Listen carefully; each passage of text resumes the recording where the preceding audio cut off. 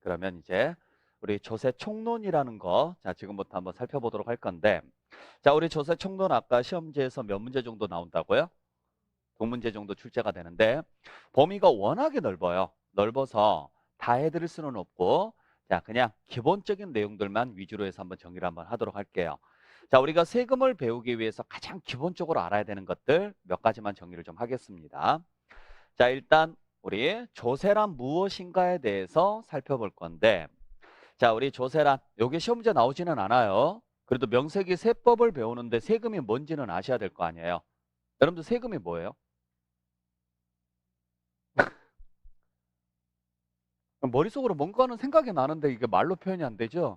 네, 그래서 정해놨습니다. 자, 조세란 뭘 말하느냐? 국가나 지방자치단체가 필요한 일반 경비 및 특정 목적 경비를 조달하기 위하여 구체적인 개별적 반대급부 없이 납세무자인 개인 또는 법인으로부터 강제로 거두어들이는 금전적 부담을 말한다. 이렇게 설명합니다. 자, 요게 조세예요. 자, 이걸 풀어서 한번 써볼게요. 자, 첫 번째, 조세를 부과하는 주체는 누구다? 국가 또는 지방자치단체입니다. 그러니까 세금을 징수할 수 있는 사람은 누구냐? 국가나 지자체가 세금을 징수할 수 있는 거고 그 외에는 세금 징수가 불가능해요. 그래서 국가가 걷어들이는 세금을 뭐라고 하느냐면 국세, 지방자치단체가 징수하는 세금을 지방세라 그래요. 어렵진 않죠? 네. 자, 그리고 참고로 세금에만 무슨 글자를 붙이느냐 하면 무슨 세 이 글자를 붙여요. 세금 아닌 것에는 세자 원래 붙이는 거 아니에요. 물론 세금 아닌 것 중에서 세자 붙이는 게 있긴 해요. 뭔지 아세요? 세금 아닌데 세자를 붙이는 거. 전기세는 세금 아닙니다. 그래서 그건 잘못된 용어예요.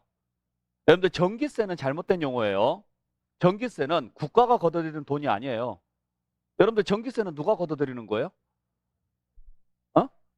한전이죠. 한전이죠. 한전을 정상적으로 표현하면 뭐라고 표현해요? 한국전력공사입니다. 공사가 국가기관이에요? 아니에요. 여러분들 국가기관인지 아닌지는 뭘로 구분하는지 아세요? 국가기관인지 아닌지는. 아, 모르세요? 네. 저는 뭐 넌센스 이런 거 없어요. 미리 말씀을 드리지만은 뭐 우리 선생님들 중에서 되게 그 위트 있고 되게 재밌으신 분들이 되게 많아요. 뭐 노래도 하신 분도 계시고. 예. 근데 저는 절대로 재밌는 사람이 아닙니다. 그러니까 유머 같은 것을 일치할 줄을 모르고 아셨죠? 뭐 넌센스 퀴즈 막 이런 것들 전혀 못해요. 그러니까 그런 거 아예 기대도 하지 마세요. 그냥 있는 그대로만 물어봐요. 예. 자, 여러분들 국가기관인지 아닌지는 딱 하나로 구분하면 돼요. 월급을 세금으로 받으면 국가기관이에요. 근데 월급을 세금이 아닌 다른 것으로 받으면 국가기관이 아닙니다. 한전 직원들 월급 세금으로 줘요? 안 그래요. 그래서 그건 국가기관이 아니에요. 공사죠. 공익을 목적으로 하는 사기업이에요.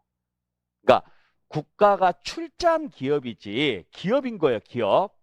국가기관이 아니라고요. 그래서 이렇게 우리가 보통 한전 같은 경우를 뭐라 그래요? 무슨 기관이라 그래요? 공공기관이라고 하죠. 공공기관 등이 걷는 것들은 다 뭐라고 표현하느냐면 금자를 써요. 금자. 그래서 전기요금, 수도요금 이렇게 가는 거지 전기세, 수도세 이러시면 안 된다고요. 세금이 아니니까. 아셨죠? 앞으로 제 앞에서 전기세, 수도세 그러지 마세요. 어디 가서든지 그런 이야기 하시면 안 돼요. 여러분들 집에서 공과금 나온 거 있죠? 전기요금 나온 거 있죠? 그거 잘 보세요. 전기세라고 절대 안 돼 있어요. 전기요금이라고 돼 있지.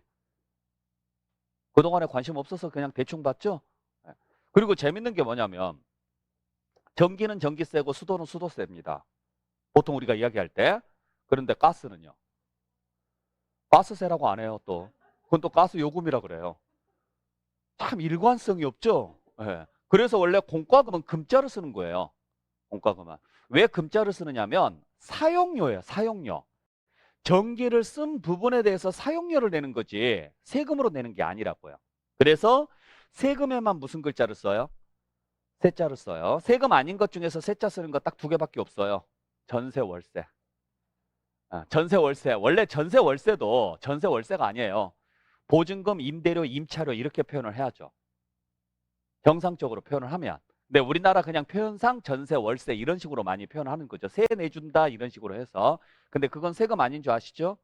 그래서 앞으로 제가 세자를 쓰면은 무조건 세금, 전세 월세 빼고 그 외에는 제가 세자를 안 쓰면은 세금이 아니다라고 알고 계시면 돼요. 그래서 전기요금이나 수도요금이나 또는 적십자에서 걷어들이는 돈 있죠? 그런 것들은 적십자 회비라 그러지 이것도 세금이 아니에요. 그래서 세금에만 무슨 글자를 쓴다? 세자를 쓴다. 그래서 세금은 누구만 걷는다? 국가나 지자체에서만 걷는다. 자, 그러면 국가나 지자체가 세금을 왜 걷을까요? 아니, 한번 생각을 해보세요. 그냥 국가나 지자체가 세금을 걷는 이유가 뭐예요? 왜 걷어요? 뭐에 쓰려고?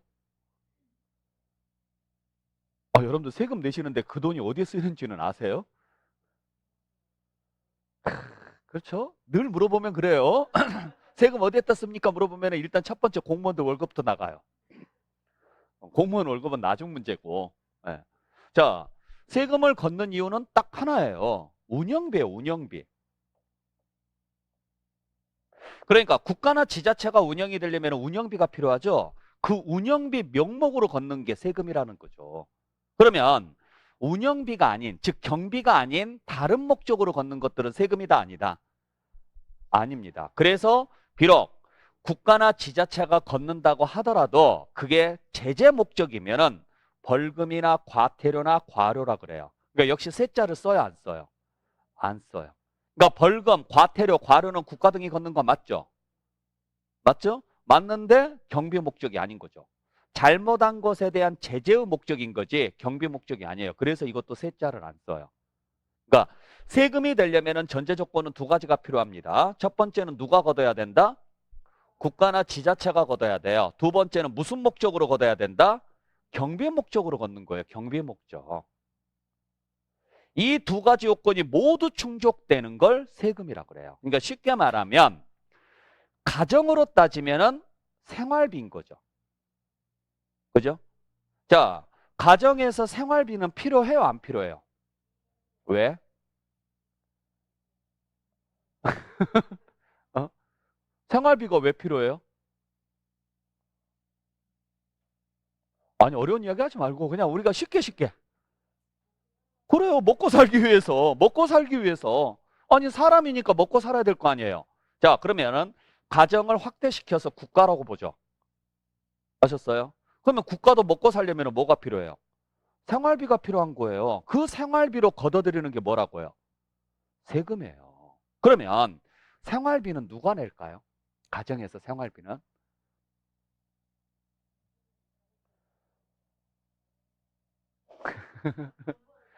음, 제발 뭐 아빠 이런 거 하지 마세요. 아빠가 무슨 죄가 있냐고요. 그런 거 아니에요. 가정의 생활비는 누가 낸다? 그래요. 능력 되는 사람이 내는 거예요. 능력 되는 사람. 그러면 국가의 생활비도 누가 낸다? 그래요. 능력이 되는 사람이 내는 거예요. 학교 다니는 학생한테 야, 너 나가서 알바해서 생활비 벌어와 이래요? 물론 그런 가정도 있긴 하는데 그냥 우리는 정상적인 가정을 생각했을 때 학교 다니는 학생들한테는 뭐라고 이야기해요? 그래요. 공부하라 그래요. 네가 할 수 있는 걸 하라 이야기예요. 그죠? 그러면 학생이 당연히 할 수 있는 것은 공부란 말이죠. 그래서 공부를 끝내고 직장에 들어갑니다. 그래서 월급을 받습니다. 그러면 가정에 생활비 내야 돼, 안 내야 돼요? 그래요, 내야 돼요. 그러니까 그 생활비 내는 사람은 꼭 엄마 아빠가 아니고 자녀일 수도 있다고요. 누가 되든지 간에 상관은 없습니다. 능력이 되는 사람이 생활비를 내요. 그러면 국가의 세금도 당연히 누가 내는 거예요? 능력이 되는 사람이 내는 거죠. 어디에 쓰라고? 응, 생활비에 쓰라고. 즉 국가 운영비에 쓰라고. 그러면은 아까 말씀드렸던 것처럼 국가는 세금을 걷어서 어디에 쓸까? 그래요. 공무원 월급 주는 데 씁니다. 또 아니 그냥 예를 들어서 공무원 월급 주는 데 써요. 또 그게 끝이죠. 그렇죠? 예, 이제 조금 있으면은 제가 하겠죠? 보도블록 들었다 놨다 한번 하겠죠? 세금 다 써야 되니까. 가로수 뽑았다, 뭐 심었다 아마 할 거예요. 또 어디다 써요? 저소득층. 이런 사람들도 도와줘야 되고. 또.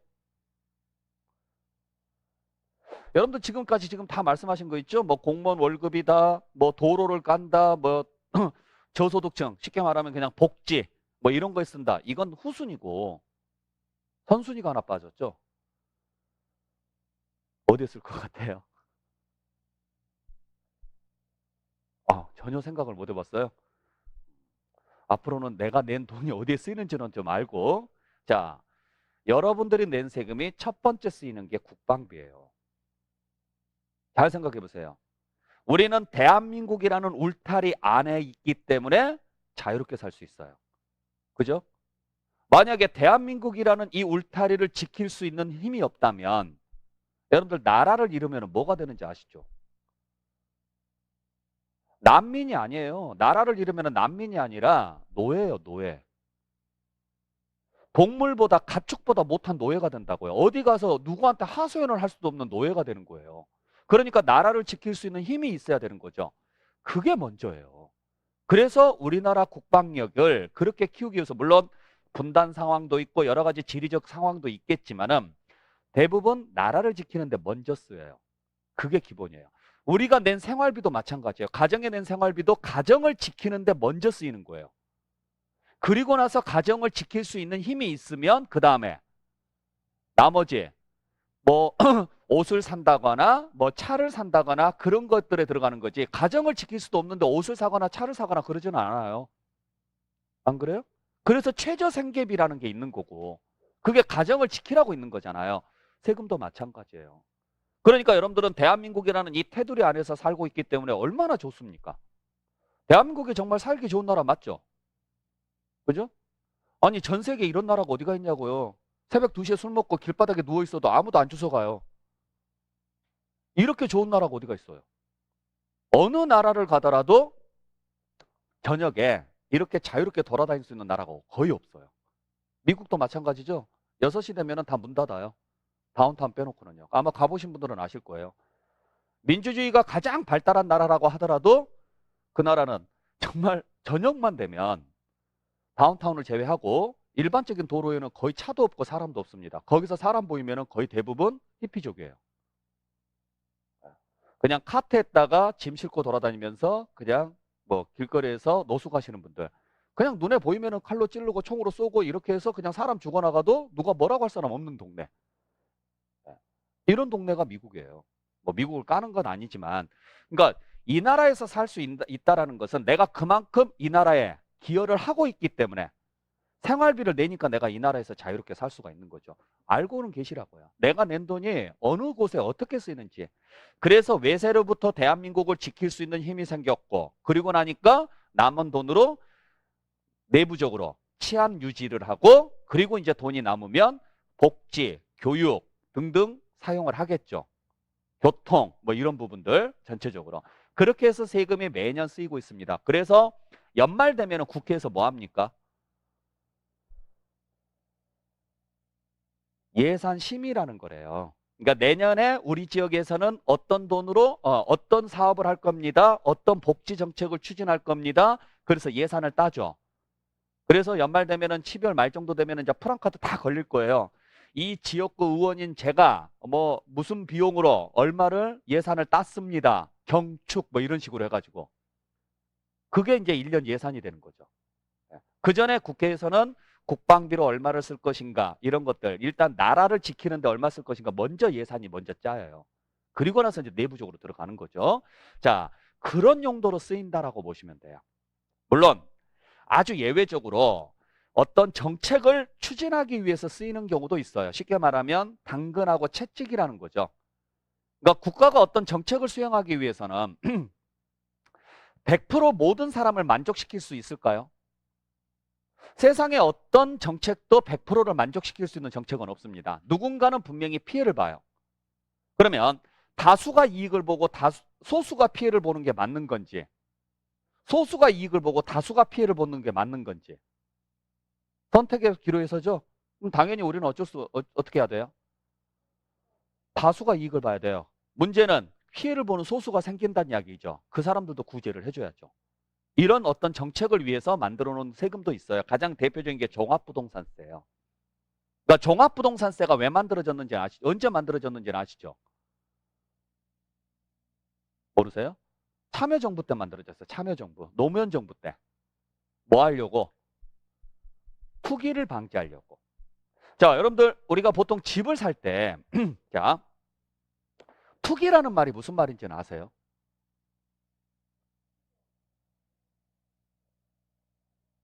필요 없는데 사는 거. 자, 투기라는 말은 틀린 말은 아니에요. 자, 투기라는 말은 뭐냐면 시장 메커니즘을 거슬러서 가격을 왜곡시키는 행위를 말해요. 그러니까 정상적으로 시장에서 보이지 않는 손에 의해서 가격이 형성되면 다행인데 그걸 조작하는 거죠. 그러면 그걸 가격을 조작해서 이익을 내는 게 투기인데 조작할 때 제일 좋은 방법이 뭘까요? 투기하는 가장 좋은 방법. 아, 뭐라 안 해? 안 잡아먹어요?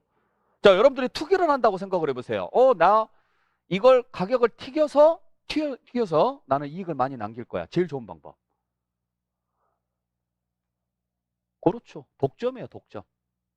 자, 시장에 나올 물건들을 내가 싹 매점 매석을 합니다. 그리고 시장에 안 풀어요. 그러면 가격은 어떻게 될까요? 천정부지로 올라가겠죠? 이게 투기예요.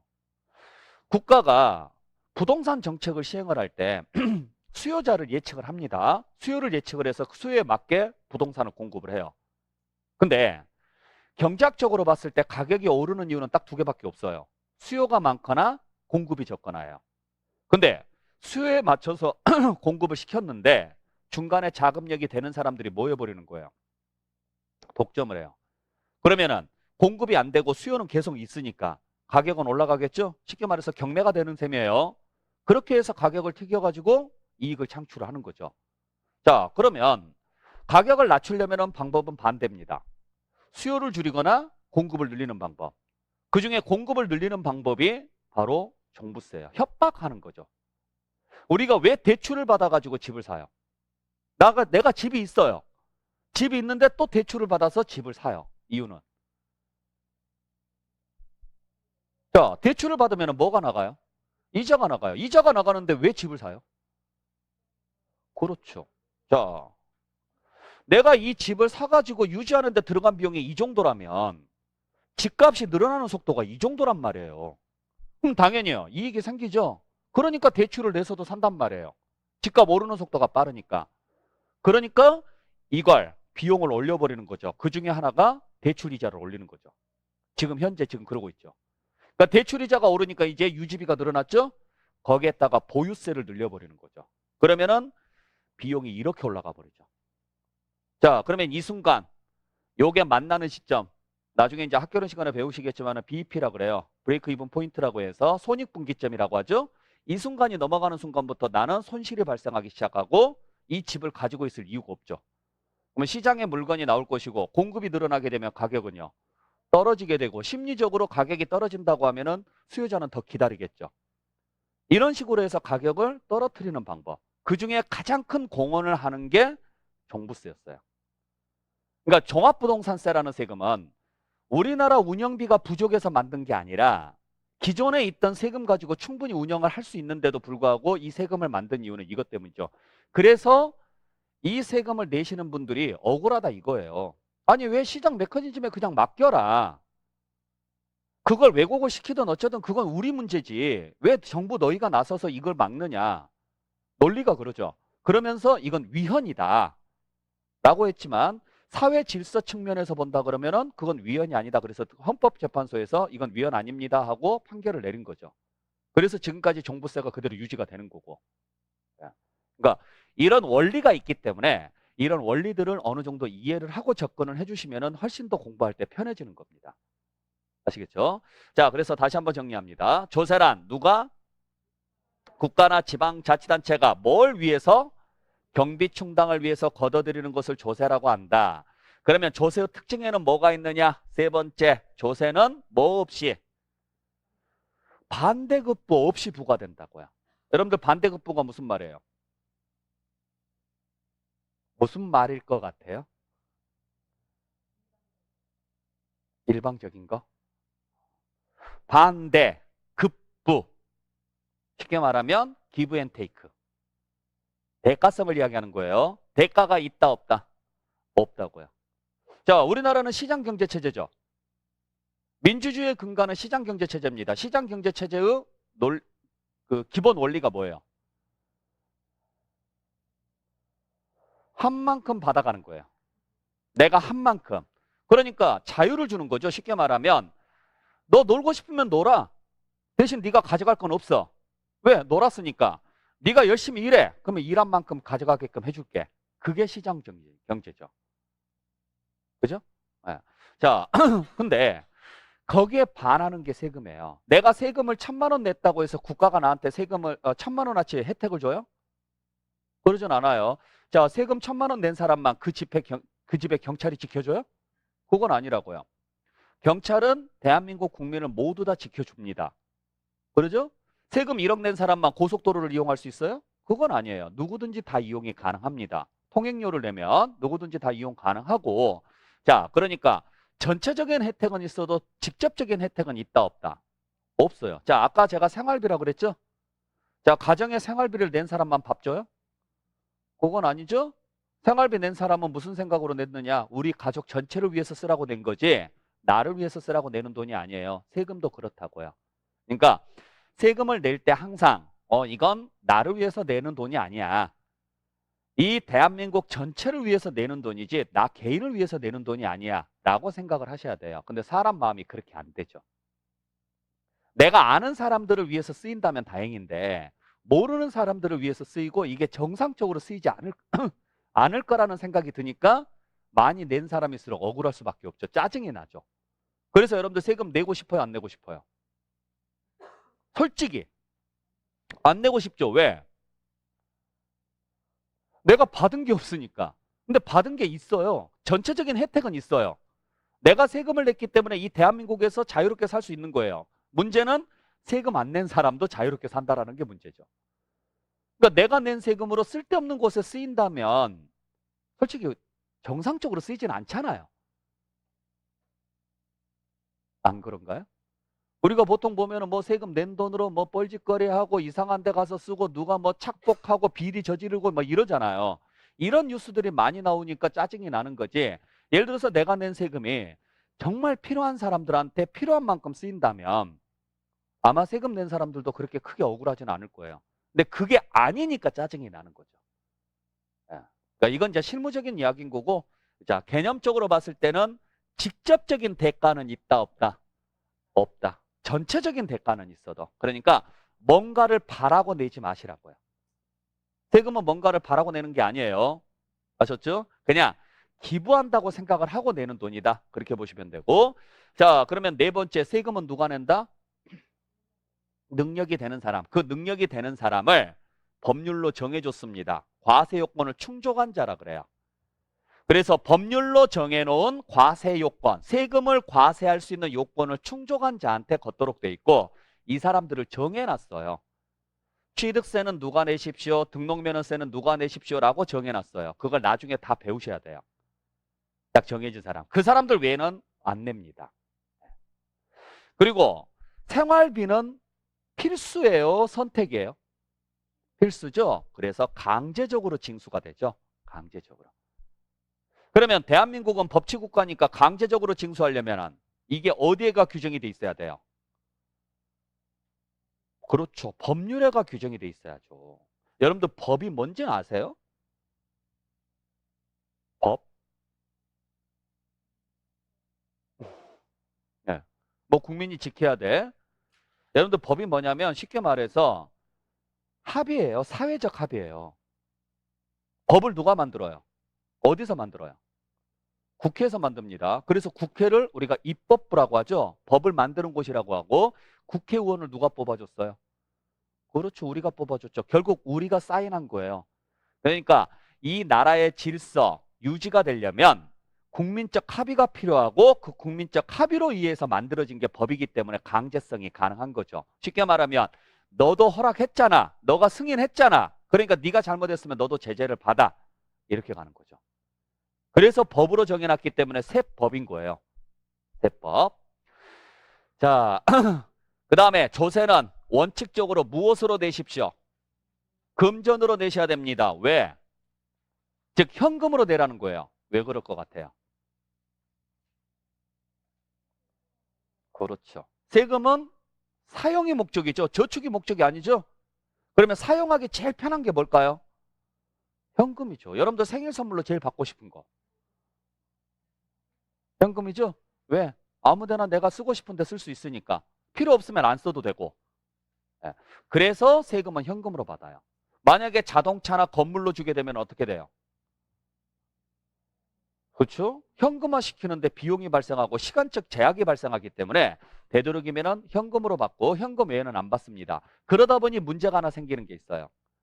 내가 재산은 한 1,000억 정도 있는데 통장에 잔고는 한 100만 원밖에 없어요. 근데 세금이 20억이 나온 거예요.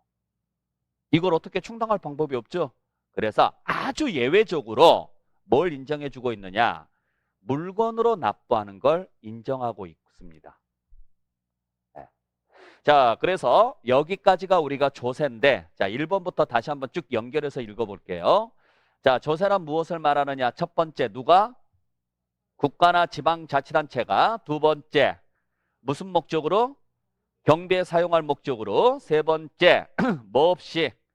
반대급부 없이. 네 번째, 누구로부터? 과세 요건을 충족한 자로부터. 다섯 번째, 어떻게? 강제적으로 징수하는 것을 말하고. 여섯 번째, 무엇으로 내는 걸 말한다? 금전으로 내는 것을 조세라고 한다. 이해되셨어요? 자, 그래서 다시 한번 정리를 해보면 이렇습니다. 자, 조세란 누가? 국가나 지자체가 누구로부터? 과세 요건을 충족한 자로부터 뭐에 충당할 목적으로?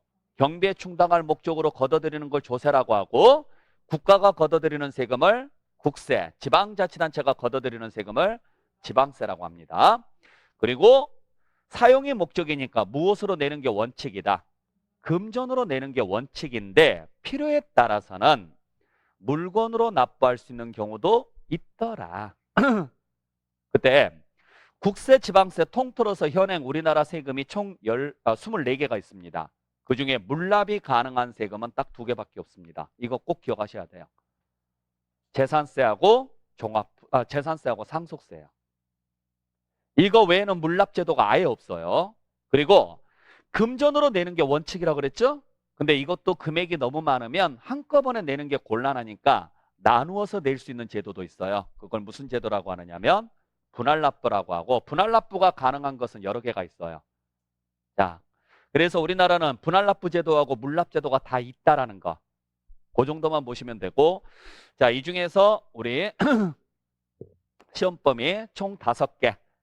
취득 단계에서 내는 세금인 취득세, 등록면허세, 보유 단계에서 내는 세금인 재산세, 종합부동산세, 양도할 때 내는 세금인 양도소득세만 놓고 본다면 이 중에서 물납이나 분할납부가 다 되는 것은 재산세뿐입니다. 아셨죠? 취등록세는 물납이나 분할납부 제도가 아예 없습니다. 그리고 종합부동산세, 소득세는 분할납부만 가능하고 물납 자체는 아예 없다라고 보시면 돼요. 물납 자체는. 요건 실제 시험에서 자주 나오는 내용이에요. 제도 자체 죄송합니다. 제도 자체가 이러니까 이 내용은 정확히 알고 계셔야 돼요. 그래서 상세한 내용은 나중에 재산세 할 때나 소득세 할 때 말씀을 드릴 거고, 일단 개념만 좀 알고 계세요. 그러니까 이렇게 생각해 보시면 돼요. 여러분들 보통 부동산을 취득을 할 때 예를 들어서 아파트를 분양받는다고 생각을 해보세요. 제일 먼저 아파트를 분양받으려고 할 때 무슨 생각부터 하세요? 무엇부터 준비하세요? 계약서부터? 진짜? 계약금. 근데 내가 이걸 사겠다라고 생각을 했어요. 그럼 제일 먼저 생각하는 게 돈이에요. 안 그래요? 자, 내가 이 집을 살 만한 돈이 없어요. 그러면 애초부터 계약할 생각을 안 해요. 그러면 계약을 하겠다라고 생각을 했다라는 이야기는 자금 조달 계획이 이미 준비가 되어 있다는 이야기예요. 그러니까 내가 가지고 있는 현금, 그 다음에 내 수입, 앞으로 들어올 수입, 그 다음에 은행에서 대출 나올 돈, 그걸 갚을 능력, 이미 이걸 준비를 해요, 안 해요? 해요. 이 계획이 안 세워지는 이상 부동산을 취득한다는 건 말도 안 되는 소리예요. 쉽게 말하면 부동산을 취득을 했다는 이야기는 이미 자금이 준비가 되어 있다는 이야기예요. 그러니까 물건으로 내거나 나누어서 내는 제도를 만들어줄 필요가 없죠. 야, 너 돈 준비 다 됐지 않았느냐, 이렇게 보는 거죠. 그래서 있는 돈 없는 돈 다 끌어모아서 이걸 샀습니다. 이제 통장에 돈이 있어요, 없어요? 없죠? 그 다음부터 내는 세금에 재산세, 종부세요. 그러니까 여기서부터 이제 돈이 없는 거예요. 그러다 보니 물납이나 분할납부가 가능하게끔 해줬고, 그래서 물납이나 분할납부가 무슨 단계에서부터 나와요? 보유 단계에서부터 나오는 거예요, 이게. 아셨죠? 대신 종합부동산세는 아까 무슨 목적으로 만들어 놓은 거예요? 투기를 방지할 목적으로 만들어 놨죠? 그러니까 종부세가 나온다는 이야기는 이 사람을 투기자로 본다는 소리예요. 그렇기 때문에 물납 혜택을 줄 이유가 없는 거예요. 개념상. 물론 당사자는 억울하겠지만 이론상 그런 이야기고, 여러분들 양도소득세는 무슨 돈으로 냅니까? 그래요. 판돈으로 내요. 그러면은 예를 들어서 세금이 10억이 나왔어요. 10억 있어요, 없어요, 나한테? 있죠. 왜? 판돈은 10억보다 클 거니까. 그러니까 돈이 있단 소리죠. 그래서 물납 제도를 인정해 줄 이유가 없는 거죠. 개념은 이래요. 네. 자, 그래서 이 내용 다시 한번 확인하시길 부탁드립니다. 자, 그러면은 두 번째 이제 우리가 세금을 좀 분류를 좀 해볼 건데, 자, 여러분들 이름은 몇 개예요? 여러분들 이름 3개예요? 이름이 3개나 돼요? 아, 이거 글자 하나씩 하나씩? 너무한 거 아니에요? 그러면 성 이름 이래야죠. 네. 여러분들 이름 몇 개예요? 하나죠? 근데 여러분들 부르는 호칭은 많죠? 세금도 마찬가지예요. 세금의 이름은 하나인데 그 세금을 부르는 호칭이 여러 개가 있어요. 그러니까 제 이름도 임기원이라는 이름 하나거든요. 하나인데 저를 부르는 호칭은 여러 개가 있을 거 아니에요. 친구, 삼촌, 아빠, 자식 등등 여러 가지가 있겠죠? 자, 세금도 마찬가지라는 거죠. 그래서 그 세금을 부르는 이름에 따라서 어떻게 나누어지는지를 한번 볼 건데, 첫 번째, 누가 부과하느냐에 따라서 두 개로 나눠집니다. 국가가 부과를 하면 뭐라 그래요?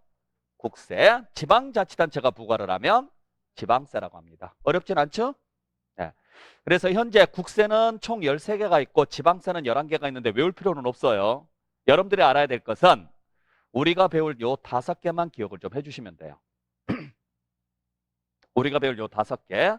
자, 그래서 취득세는 국세냐 지방세냐? 지방세입니다.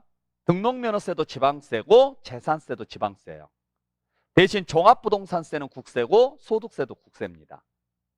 그러니까 순서별로 가시면 돼요. 취득세, 등록면허세, 재산세까지가 지방세. 그 다음에 종합부동산세, 소득세는 국세예요. 됐나요? 자, 그러면 이제 여기서 문제. 여러분들 국세는 누가 징수하는 세금? 국가가. 국가기관 중에서 세금을 담당하는 기관은 국세청. 국세청. 글자 그대로 국세니까 국세청. 아셨죠? 국세청 산하에 뭐가 있다? 세무서가 있다. 그래서 국세는 세무서가 관리합니다. 자, 제발 부탁이니까 지방세 들고 세무서 좀 가지 마세요. 세무서가 모든 세금을 담당하는 기관이다라고 오해하시는 분들이 계시는데 세무서는 국세만 담당하는 곳이에요. 아시겠죠? 네. 지방세는 지자체에서 관리하는 거예요. 지자체에서. 그래서 국세는 세무서에서 관리를 합니다. 아시겠나요? 그래서 우리가 세무직 공무원이 3개가 있어요. 국가세무직이 있고 지방세무직이 있고 관세직이 있어요. 그러니까 관세직을 합격을 하면 어디서 근무해요? 세관. 그렇죠. 관세청에서. 그러니까 관세청 밑에 세관이 있으니까 세관에서 국가세무직을 합격을 하면 세무서로 가요. 아니면 국세청으로 가든가. 지방세무직을 합격을 하면 어디로 갈까요? 그래요. 구청으로 가요. 그러니까 구청에 가보시면, 구청이나 시청에 가보시면 민원실에 이렇게 보면 뭐 민원과, 복지과, 뭐 도시계획과 이렇게 있죠. 과가. 그 옆에 보면 지방세과가 있어요. 그곳에서 근무하시는 거예요. 그러니까 그곳에서 관리하는 게 지방세라고 보시면 돼요. 아시겠나요? 그러니까 잘 기억을 하셔야 돼요. 그러니까 지방세는 절대 세무서에서 관리하는 거 아닙니다. 그러면 우리나라 지방자치단체가 몇 개 있을까요?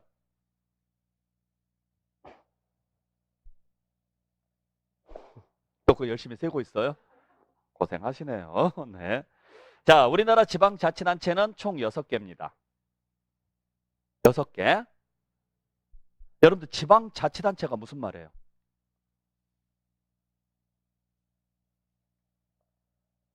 오늘 어려운 용어들 많이 나와요. 지방자치단체가 무슨 말일까? 글자 그대로 지방자치단체입니다. 즉, 뭐가 있는 단체? 자치권이 있는 단체라고요. 자치권. 쉽게 말하면 중앙정부로부터 간섭을 안 받는다라는 거죠. 그러면 중앙정부로부터 간섭을 안 받으려면 권력을 국민한테 부여받아야죠. 쉽게 말해서 단체장이 선거로 뽑히는 곳들이 지방자치단체예요. 그러면 단체장 중에서 선거로 뽑는 단체장이 누가 있어요? 시장. 그렇죠? 서울시장 선거로 뽑죠? 그러니까 서울시장이 대통령의 명령을 받아요? 안 받아요. 왜? 서울시장은 서울 시민한테 뽑힌 사람이지 대통령이 임명한 사람이 아니에요. 협력관계는 맞지만, 협력관계는 맞겠죠? 하지만 상하관계는 아니라고요. 그래서 가끔 정책적인 방향이 다르면 중앙정부하고 지방자치단체하고 서로 트러블이 생기잖아요. 또 서울시장하고 예를 들어서 성동구청장하고, 성동구청장도 서울시장이 임명한 사람 아니죠? 그죠? 성동구 주민한테 뽑힌 사람이에요. 그러니까 성동구청장도 서울시장하고 동등관계예요. 나는 우리 지역 주민한테 뽑힌 거지 너한테 임명받은 게 아니야. 근데 네가 왜 나한테 명령을 해? 나는 네 말 따를 수 없어. 우리 지역 주민들한테 피해가 되는 거라면 나는 못 하겠어. 그래서 그런 경우들 되게 많았었잖아요. 지자체 단체장하고 중앙정부하고 싸우는 경우 뉴스에서 많이 보셨을 거예요. 그게 전부 다 지방자치단체라고 보시면 돼요. 그곳에서 걷어가는 세금이 지방세입니다. 그래서 광역단체가 3개가 있어요. 광역단체가. 특별시가 있고 광역시가 있고 도가 있고요. 그 다음에 기초단체가 3개가 있어요. 시가 있고 군이 있고 구가 있습니다. 여기까지가 여러분들이 선거로 뽑는 곳이에요. 물론 구 중에서는 선거로 안 뽑히는 구가 있고 선거로 뽑히는 구가 있고 특별시나 광역시 소속 구는 거의 다 선거로 뽑히죠. 안 그래요? 그냥 몰라도 돼요. 그냥 그런 게 있는가 보다 하세요. 크게 중요한 건 아니에요. 자, 그래서 지방세는 다시 6개로 나눕니다. 특별시세, 광역시세, 도세, 시세, 군세, 구세. 이런 식으로. 그래서 앞으로 이제 여러분들 다니다 보면 뭐 프랑카드 같은 거 이렇게 걸려 있을 거예요. 걸려 있는 거 보시면 뭐 11월 달은 무슨 납부의 달 이렇게 적혀 있을 거예요. 잘 보세요. 무슨 세무서 하고 적혀 있으면 그건 국세예요. 근데 어디 시청, 어디 군청 이렇게 적혀 있으면 이건 무조건 지방세예요. 그렇게 알고 계시면 돼요. 그러면서 이제 하나씩 아 그래 요게 지방세구나 요게 국세구나라고 인식만 하시면 돼요. 굳이 국세 13개 지방세 11개 다 외울 필요 없이. 아셨죠? 여러분들이 알아야 될 것은 우리가 배우는 5개만 기억해 주시면 돼요. 그 중에서 취득세는 특광도에서 걷어가는 세금입니다. 그래서 앞자만 따서 특광도세라고 하고 재산세는 기초단체에서 걷어가는 세금이에요. 그래서 시군구세라 그래요. 시군구세. 그러니까 서울특별시에 성동구에 있는 건물을 취득을 했다. 그러면 취득세는 누가 가져간다? 서울시에서. 그래서 서울시 재원으로 쓴다고요. 그럼 재산세는 누가 가져간다? 성동구청에서. 그래서 성동구 재원으로 써요. 아시겠어요? 경기도 성남시에 있는 건물을 취득을 했다. 그러면 취득세는 경기도청에서 가져갑니다. 그래서 경기도 재원으로 씁니다. 재산세는 성남시청에서 가져갑니다. 인천광역시 강화군에 있는 건물을 취득을 했다. 그러면 취득세는요. 인천시에서 가져갑니다. 재산세는요. 강화군청에서 가져갑니다. 쉽게 말해서 맨 앞에 쓰는 주소에서 가져가는 게 취득세. 그 다음 주소지에서 가져가는 게 재산세예요. 아셨죠? 그러니까 우리가 맨 앞에 쓸 수 있는 게 요 세 개밖에 없어요. 특별시 아니면 광역시 아니면 도죠. 주소 쓸 때. 그 다음 두 번째 쓰는 게 이거란 말이에요.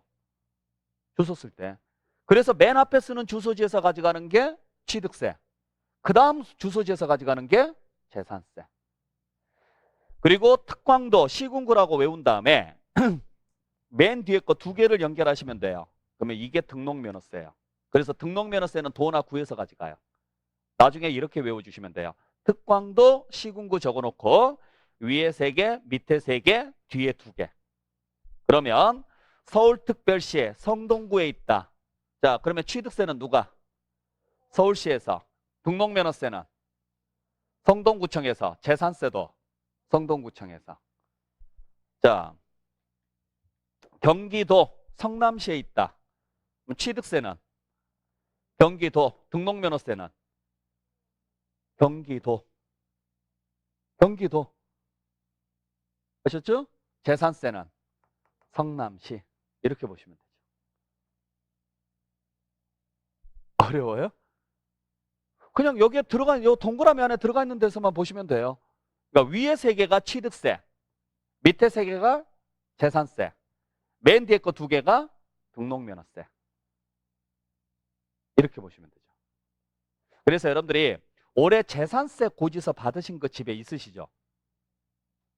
제발 있다고 좀 해주세요. 그리고 분명히 말씀드리지만 그 재산세 고지서 꼭 찾아 놓으세요. 찾아가지고 다음 제가 재산세 수업할 때 들고 오라고 할 거예요. 아, 저한테 달라고는 안 해요. 보시라고요. 그 재산세 고지서에 나온 내용을 배울 거예요, 우리가. 그 또 다 찢어놓고 또 밑에 거 그거 한 장 그거 말고 3장 온전하게. 없으면 옆집 거라도 뺏어서. 그 재산세는 요약집이 필요 없어요. 그 고지서 한 장이 요약집이에요. 그 뒷면에 보시면은 내용들이 나와 있거든요. 그거 설명드릴 거예요. 재산세는. 그러니까 그거 꼭 가지고 오셔야 돼요. 찾아가지고 제발 부탁드립니다. 없으면 옆집 거라도 뺏어서라도 가져오세요. 네. 자, 그래서 이곳에서 걷어간다라고 보시면 돼요. 정리할 수 있겠나요? 자, 그러면 여기서 이제 문제가 하나 더 생겨요. 자, 예를 들어서 서울에서 거주하고 있는 갑이라는 분이 대전광역시 유성구에 있는 건물을 취득을 했습니다. 자, 그러면 취득세는 어디에다가 낼까요?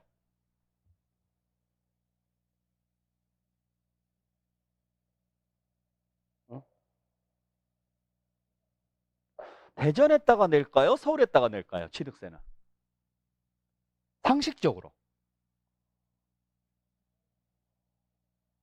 그냥 상식적으로 생각을 해보세요. 어디에다 내야 될 것 같아요? 왜? 그러면 서울? 서울시에? 대전시에? 왜 대전시에요? 그렇죠. 취득세가 지방세잖아요. 지방세인데 내가 살고 있는 곳에다가 내게 되면 일이 복잡해지죠. 쉽게 말하면요. 밥은 딴 데 가서 먹고요. 밥값은 또 딴 데 가서 내는 꼴이죠. 그러니까 당연히 지방세는 어디에다가 내야 돼요? 물건이 있는 곳에다가 내야죠. 지방세는. 자, 내가 서울에 살고 있는데 인천에 건물이 있는데 지방세를 서울에다가 내면은 인천에서는 열받죠. 야, 가져가. 아니, 왜 우리 지역에다가 건물 놔둬놓고 세금은 딴 데 갖다가 내느냐. 가져가, 그럴 거면. 이렇게 이야기하겠죠. 그래서 지방세는 전부 다 어디에다가 내느냐면 물건 소재지에다가 내요. 어디에다가 낸다고요? 물건 소재지. 자, 그러면은 이 건물을 임대를 했어요. 그러면 무슨 세금을 내야 돼요? 소득세를 내야 되거든요. 이 소득세는 어디에다가 낼까요? 이제 세무서에다가 내겠죠? 어디에 있는 세무서에다가 내면 돼요? 그렇죠. 서울 세무서에다가 내면 되죠. 왜? 국세니까. 자, 국세면은 지역이 의미가 있어요, 없어요? 없어요. 그러면 어디에다가 내는 게 제일 편해요? 내가 있는 곳. 그래서 국세는 전부 다요. 사람 주소지에 있는 곳. 내 주소지에서. 내 주소지에서. 물건은 주소지라는 말을 안 써요. 물건은 소재지라고 하는 거고 사람한테 주소지라는 말을 쓰는 거죠. 그래서 여러분들 안내문이라든지 고지서라든지 그런 거 잘 보세요. 지방세는 전부 다 뭐 구청, 시청 이렇게 오겠죠? 그거 전부 다 여러분들 주소지에서 오지 않아요. 그 물건이 있는 곳에서 오지. 그런데 내 주소지에서 왔어요. 예를 들어서 내가 성동구에 살고 있는데 성동구청에서 재산세 고지서가 왔어요. 그건 성동구에 내 물건이 있기 때문에 온 거지.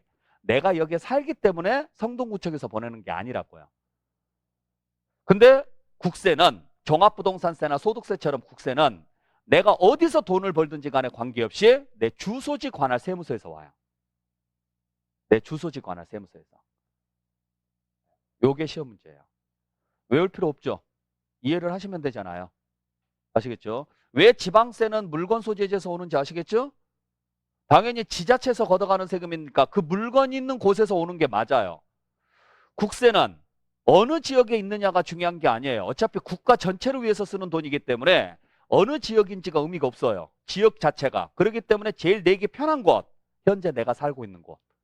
이곳에서 관리를 한다 이렇게 보시면 돼요. 잘 기억을 해주시길 바랍니다. 자, 여기까지 정리하시고 잠시 쉬었다가 나머지 부분 마무리 정리할게요. 쉬었다 갑니다.